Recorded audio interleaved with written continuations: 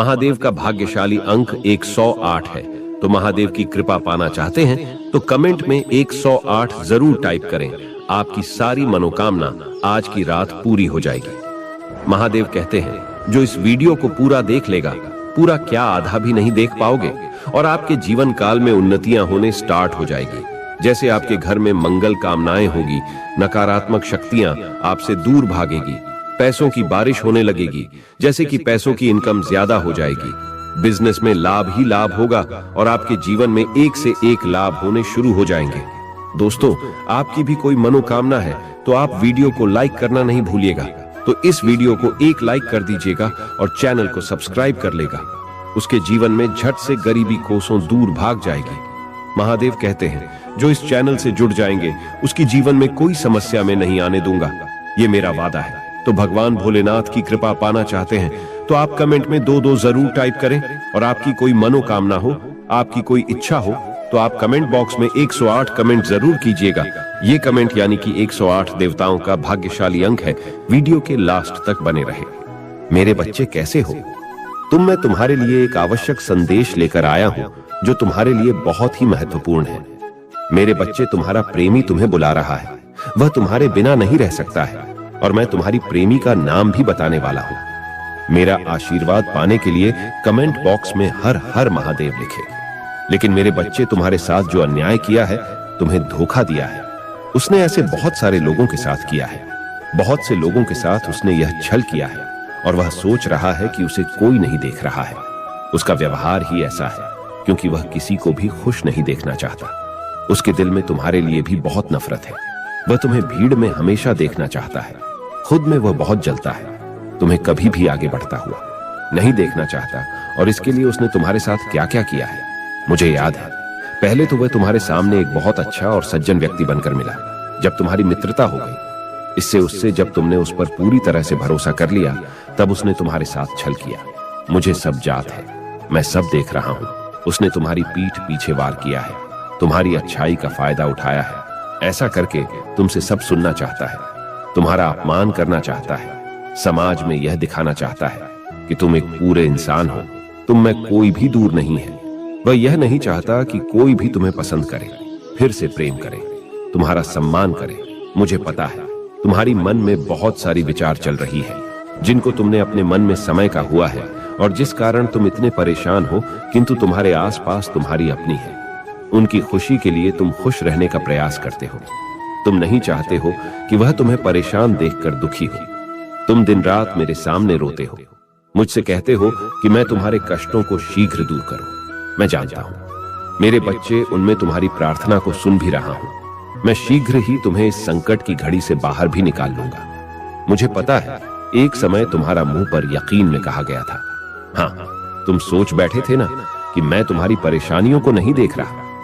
शायद तुम्हें ऐसा प्रतीत होने लगा था कि बिना किसी गुनाह के, बिना किसी गलती के ही तुम्हें इतना सारा कष्ट मिल रहा है। जिससे तुम्हारे साथ बुरा किया है वह तो आराम से घूम रहा है, उसे किसी प्रकार का दुख नहीं है। कोई भी उसके को कर्मों के बारे में नहीं जानता, इसलिए सब हंसकर बातें करते हैं और तुम जो बिल्कुल बेगुनाह हो तुम्हें गलत समझते हैं। तुम्हें इतनी पीड़ा दी, उसका कुछ भी गलत नहीं हुआ, और जो तुम हमेशा सही राह पर चले हो तभी भी तुम्हारे साथ गलत हो रहा है। तुम इस तरह से घुट घुट के मर रहे हो। मेरे बच्चे, तुम चिंता मत करो। उस व्यक्ति के भी उल्टे दिन अब शुरू हो गए हैं। अब बहुत जी लिया उसने हंसकर, अब उसे भी रोना होगा। उसने जो यह गलत कार्य किया है इसका फल तो अवश्य मिलेगा। अब उसकी बर्बादी के दिन शुरू हो गए हैं। मेरे बच्चे, तुम मुझ पर विश्वास रखो। उसकी मानसिक स्थिति अब धीरे धीरे खराब हो रहे हैं। वह दिन रात बहुत विचलित रहता है। उसके कर्मों का ही फल है ये जो उसके सामने आ रहा है, और अब उसके बुरे कर्म उसको इस तरह की सजा दे रहे हैं। किस तरह की पीड़ा मिल रही है उसे। उसने दूसरों के साथ इतना छल किया, उन्हें इतना दुख दिया, यह बात उसे अंदर ही अंदर जा रहे हैं। वह इतना घमंडी है, उसके अंदर इतना अहंकार है कि वह आज तुमसे माफी नहीं मांग रहा है। लेकिन मेरे बच्चे, उसे अपनी गलती का एहसास हो गया है। जिन लोगों की खुशी के लिए वे सब कर रहा था, अब वह लोग ही उसके साथ नहीं रहे। भूलू की उसे नहीं समझ रही है। अब उसे समझ में आ गया है कि उसने कितनी बड़ी गलती की है। जैसे एक वक्त तुम बहुत अधिक परेशान थे जब उसने तुम्हारे साथ धोखा किया था, तुम्हारे साथ छल किया था। ठीक उसी प्रकार अभी वह भी बहुत बेचैन है, क्योंकि जैसा उसने तुम्हारे साथ किया था उससे भी कहीं ज्यादा बड़ा छल हुआ है। उसके साथ बुरे कर्मों का ही फल है, और यह बात उसे अब समझ में आ गई है। इतना बेचैन हो गया है कि उसे अब कुछ समझ नहीं आ रहा है। वह क्या करे, कहां जाए, क्योंकि वह मेरे सामने तो आ नहीं सकता। उसने इतने बड़े बड़े पाप करते कि वह मुझसे नजरें नहीं मिला सकता है। उसे इस बात का ज्ञान हो गया है कि उसने दूसरों के साथ इतना बुरा किया कि आज कोई भी नहीं है जो कि सहायता कर सके। तुम प्रतिदिन यही सोचते थे ना कि तुम्हारी साथियां हो। तुमने किसी को कुछ भी नहीं बिगड़ा, किसी के साथ कुछ बुरा नहीं किया, तो तुम्हारे साथ इतना बड़ा अन्याय कैसे हुआ? मेरे बच्चे, मैंने तुम्हारी प्रार्थना सुन ली है। अब तुम्हारे साथ न्याय होगा। तुम्हारे साथ छल करने वाला शायद यह भूल गया था। तुम उसे नहीं देख रहे, लेकिन मैं उसकी चाल को देख रहा था। अब उसे उसके कर्मों का दंड दे रहा हूं। मैं बहुत तड़पा रहा हूं, बेचैन हो रहा है। उसका मन नहीं लग रहा। कहीं भी उसे अपने आसपास सब कुछ होते हुए भी क्षण भर की भी खुशी नहीं मिल रही है। मुझे पता है तुमने बहुत सारा दुख और परेशानियों को देखा है, लेकिन तुमने बहुत ही धैर्य और हिम्मत के साथ काम किया है। मेरे बच्चे, इस बुरे समय में बहुत ताकतवर बनाया है। तुमने अकेले लड़ना सीख लिया है, अकेली आगे बढ़ना सीख लिया है। तुम आज भले ही अकेले हो, लेकिन तुम बहुत मजबूत हो कि तुम्हारे पास मेरा साथ है। तुम्हारे पास हमारा ताकत है जिससे तुम आगे बढ़े हो और जीवन में आने वाली किसी भी परेशानी से लड़कर फिर से आगे बढ़ पाओगे। लेकिन वह लाखों की भीड़ में भी अकेला खड़ा है। उसके पास कोई ऐसा नहीं है जो उसका साथ दे। उसने इतने बड़े बड़े गुनाह कर दिए हैं कि मैं भी अब उसका साथ नहीं दूंगा। मुझे तो उसने अत्यधिक नाराज किया है। मैंने उसे यह मनुष्य जीवन दिया था अच्छे कर्मों के लिए, लेकिन उसने मेरे ही भक्तों को दुख दिया है। इससे बड़ा पाप क्या होगा? जब कोई मनुष्य किसी पवित्र आत्मा को किसी विनम्र हिस्से वाले मनुष्य को दुख पहुंचाता है, तो यह बहुत बड़े पाप का भागीदार बन जाता है, और उस बात की सजा में उसे देखकर ही रहता हूं। मैं ऐसी गलती को कभी माफ नहीं करता हूं। मेरा आशीर्वाद प्राप्त करने के लिए कमेंट बॉक्स में हर महादेव लिखें। भगवती तुलसी की कथा। एक बार देवराज इंद्र देव गुरु बृहस्पति के साथ भगवान शिव का दर्शन करने कैलाश गए। महादेव ने दोनों की परीक्षा लेनी चाहिए, इसलिए रूप बदलकर अवधूत बन गए। उनके शरीर पर कोई वस्त्र न था। उनका शरीर जलती हुई अग्नि के समान ढधक रहा था और अत्यंत भयंकर नजर आते थे।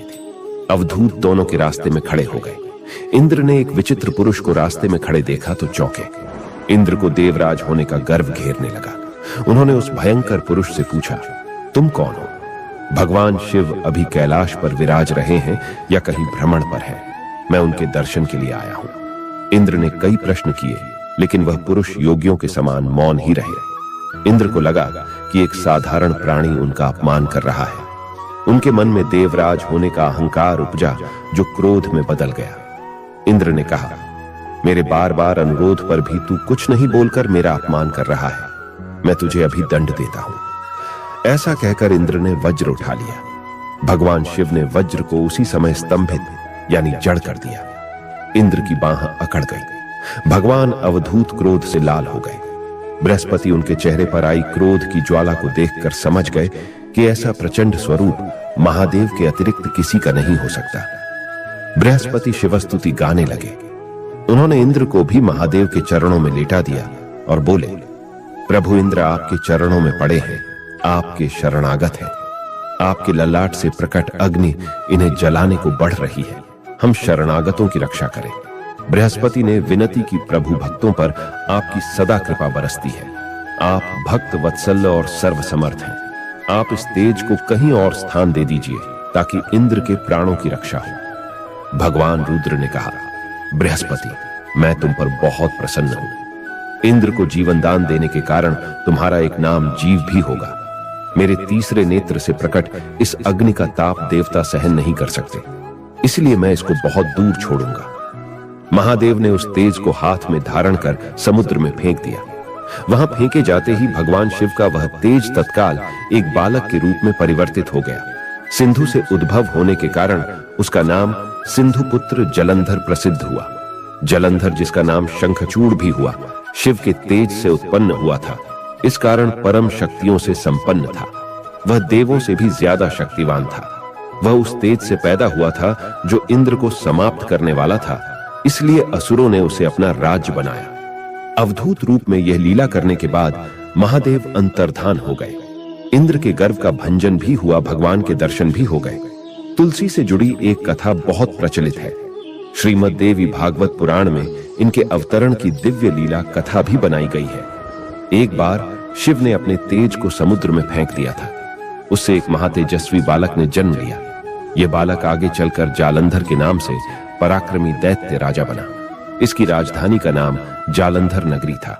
दैत्यराज कालनेमी की कन्या वृंदा का विवाह जालंधर से हुआ। जालंधर महाराक्षस था।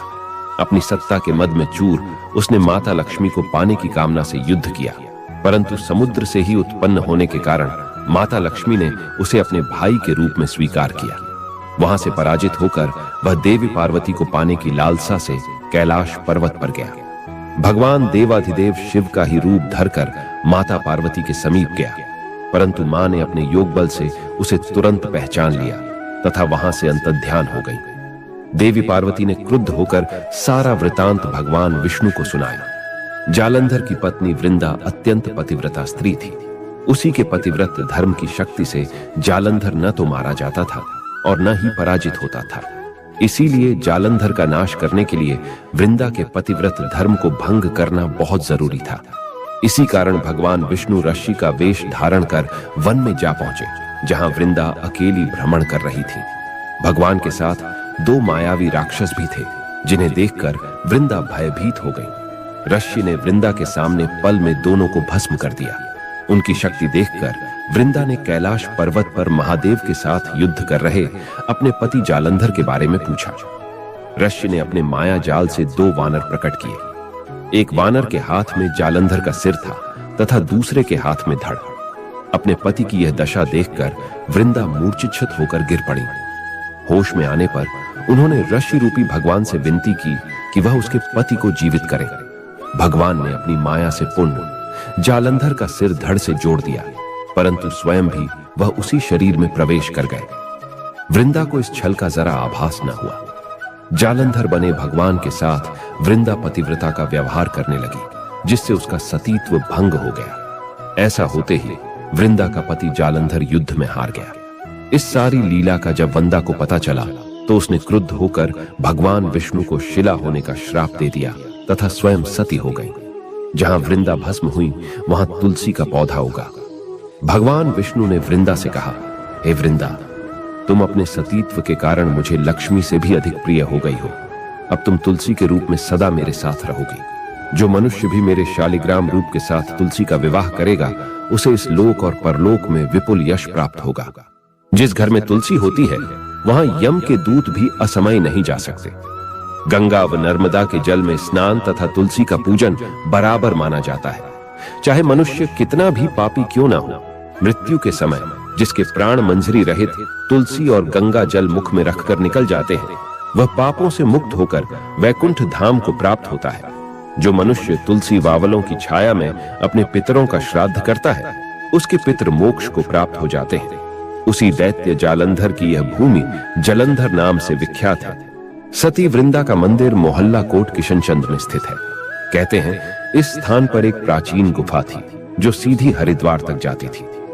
मेरे बच्चे तो आज इस वीडियो को लाइक करना ना भूलें और चैनल को अभी तक सब्सक्राइब नहीं किए हैं तो अभी तुरंत सब्सक्राइब कर लें और कमेंट में हर हर महादेव जरूर लिखें।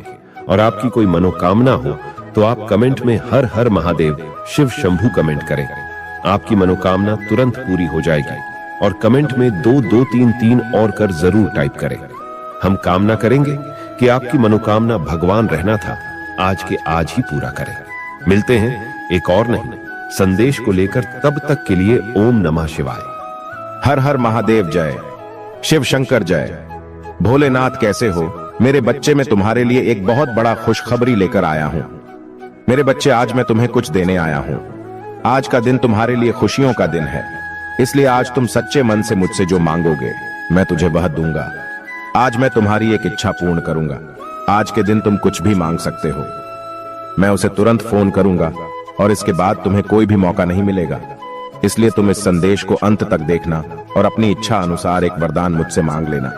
मैं उसे 24 घंटे के अंदर तुम्हारी इच्छा पूर्ण करूंगा, इसलिए तुम ही संदेश को अंत तक देखना और इस बीच में छोड़ने की गलती बिल्कुल भी मत करना, वरना तुम्हें कुछ भी प्राप्त नहीं होगा, क्योंकि महादेव जी इस संदेश के अंत में तुम्हें कुछ खास चीज बताने वाले हैं। इसलिए तुम्हें संदेश अंत तक देखना। अगर तुम महादेव नहीं विश्वास करते हो तो इस संदेश को अंत तक देखना, क्योंकि महादेव तुम्हें कुछ देने के लिए आया है। महादेव जी का आशीर्वाद तुम्हारे परिवार के ऊपर सदैव विराजमान है। महादेव का आशीर्वाद प्राप्त करने के लिए कमेंट बॉक्स में हर हर महादेव लिखे और महादेव जी के संदेश को रोजाना सुनने के लिए महादेव जी के चैनल को सब्सक्राइब करें। महादेव जी आज आपसे कह रहे हैं, इस सप्ताह के समाप्त होने से पहले मैं आपको भरपूर आनंद और खुशियां दूंगा। मैं आपकी जिंदगी बदल दूंगा, आपके लुक को खुशी में और आप ही असफलताओं को वापसी में बदल दूंगा। अगर आप महादेव जी पर विश्वास करते हैं तो इस वीडियो को लाइक करें। महादेव जी का आशीर्वाद प्राप्त करने के लिए हर हर महादेव टाइप करें। याद रखें मेरे बच्चों, में भगवान हूं जो चमत्कार कर सकता हूं। मैं आपके जीवन में चीजों को रंग बदल सकता हूं, भले ही जहां असंभव लगे। मेरे बच्चे भाग्यशाली संख्या 8888। मेरे प्यारे बच्चे, मैं तुम्हें ढेर सारा प्यार, शांति और चमत्कार भेज रहा हूं। उन्हें प्राप्त करने के लिए अपनी बाहें फैलाए और उन्हें आपको आशा, आनंद और अटूट विश्वास से भर दे। इसे प्राप्त करने के लिए 4 बार 3 टाइप करें।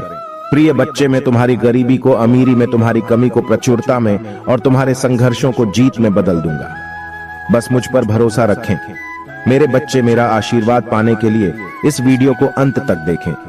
मैं जीवन बदलने वाले अवसर प्रदान कर रहा है और आपको अपने घर से छुटकारा पाने, अपने बिलों का पूरा भुगतान करने और अपनी वित्तीय स्थिति सुधार करने में मदद कर रहा हूं। याद रखें मेरे प्रिय भक्त जनों, आपको पहले ही कई आशीर्वाद मिल चुके हैं जो आपके परिवारों में अनसीन अच्छा स्वास्थ्य, धन और सफलता लाएंगे, क्योंकि आपके पास अपने परिवार की स्थिति को हमेशा के लिए बदलने की शक्ति है।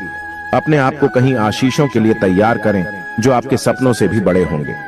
मैं तेरी कमी को प्रचुर धन में बदल दूंगा। यदि आप विश्वास करते हैं तो हो ओम नमः शिवाय टाइप करें। आज हमें प्रभु महादेव जी आपके जीवन में एक महत्वपूर्ण परिवर्तन ला रहा हूं।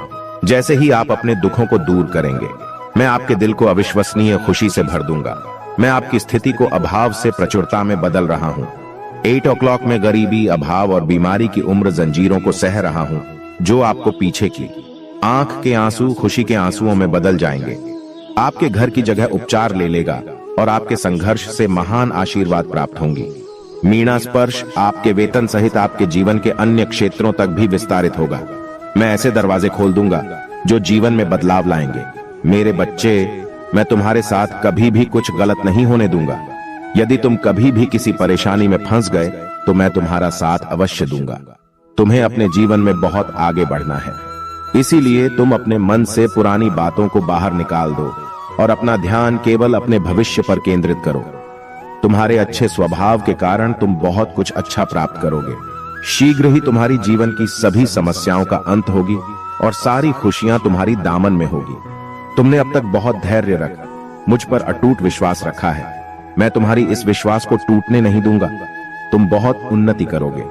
मेरे प्यारे बच्चे, मुझे याद है तुम बहुत दिनों से परेशान हो, इसलिए आज मैं तुम्हें यह संदेश देने आया हूं।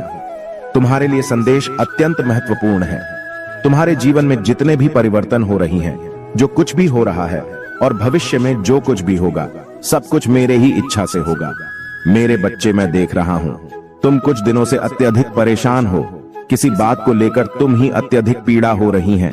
तुम्हारे मन के अंदर उथल पुथल चल रही है। इस बात के लिए तुम इतना परेशान हो। तुम कभी खुद को दोष देते हो तो कभी अपने भाग्य को दोष देते हो तो कभी मुझसे इतने सारे प्रश्न करने लगते हो।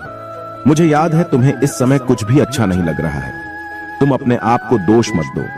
तुम यह मत सोचो कि तुम बेकार हो, क्योंकि तुम बार बार ऐसा ही सोच रहे हो। तुम्हें ऐसा लग रहा है कि तुम्हें कुछ नहीं आता, तुम्हारा भाग्य खराब है, मुझे जीवन में कुछ भी प्राप्त नहीं हुआ, तुमने कोई भी सफलतापूर्वक काम नहीं कर पाया है। सारी मुश्किलें ईश्वर ने तुम्हारे ही भाग्य में लिखती हैं। तुम ऐसी ही बातें अपने आप से कह रही हो, लेकिन ऐसा क्यों कर रहे हो? मैं तुम्हें बताऊंगा ऐसा तुम्हारे साथ क्यों हो रहा है।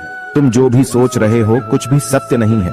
अपने मन से तुमने अभी तक अपनी कीमत को ठीक से पहचाना ही नहीं है। तुम तो वह हो जो मिट्टी को छू ले तो वह भी सोना बन जाए। तुम्हारे अंदर वो सब कुछ है जिससे तुम इस संसार की किसी भी वस्तु को प्राप्त कर सकते हैं, किसी भी कठिन से कठिन कार्य को कर सकते हो, किसी के भी खरीदा को जीत सकते हो। किसी का भी प्रेम पा सकते हो क्योंकि तुम एक पवित्र आत्मा हो, तुम एक विनम्र हृदय के स्वामी हो। फिर तुम अपने मन में इस प्रकार के विचार कैसे ला सकते हैं? मेरे बच्चे, तुम लोगों को मैंने स्वयं अपने भक्तों की श्रेणी में चुना है, तो तुम अपने आप को इतना कमजोर कैसे समझ सकते हो? मैं तुम्हें हमेशा ही यह बात कहता हूं और समझाने का प्रयास करता हूं कि खुद को कमजोर मत समझो और नहीं जीवन के इन परेशानियों से हार मानना। तुम्हारे अंदर आपात शक्तियां हैं जिनके दम पर तुम जीवन में आसानी से खुश रह सकते हो। बस तुम सारा ध्यान सही दिशा में केंद्रित होना चाहिए।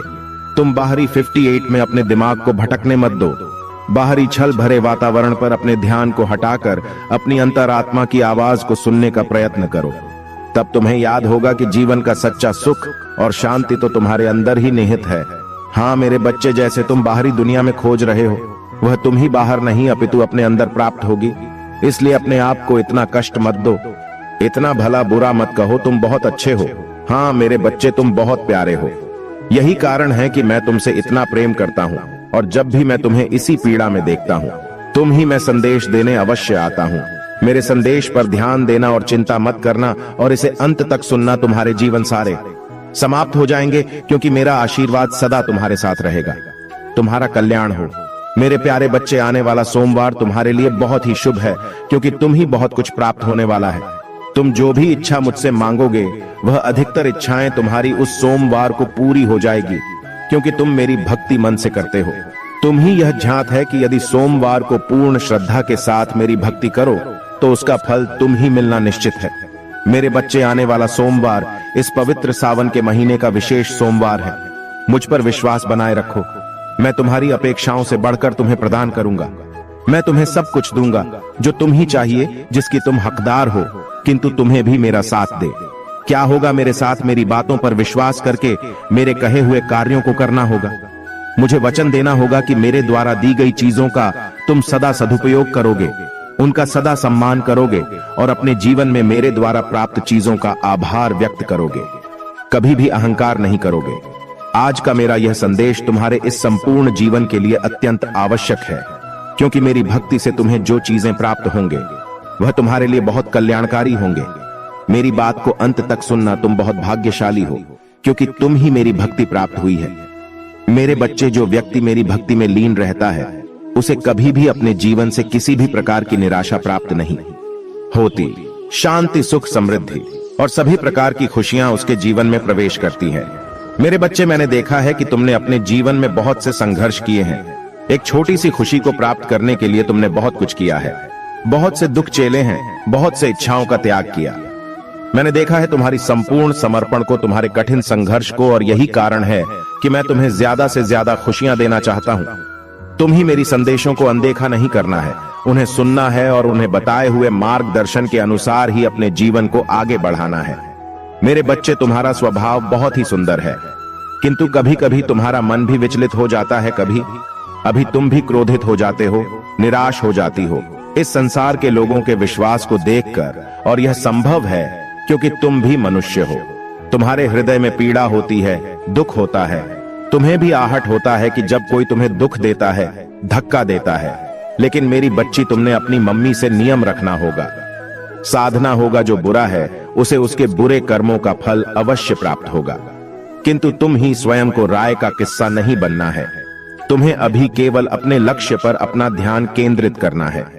हमारे जीवन में अभी जो भी लक्ष्य है, तुम्हें उसके बारे में भी सोचना होगा, क्योंकि मैं तुम्हें बहुत कुछ भी नहीं जा रहा है। यदि तुम अपने महादेव पर विश्वास करते हो तो तुम ही मेरे द्वारा बताए हुए, दिखाए हुए पर ही चलना है। इस संसार की बातों में आकर स्वयं के व्यवहार को नहीं बदलना। महादेव जी आज आपसे कह रहे हैं, इस सप्ताह के समाप्त होने से पहले मैं आपको भरपूर स्वास्थ्य, आनंद और खुशियां दूंगा।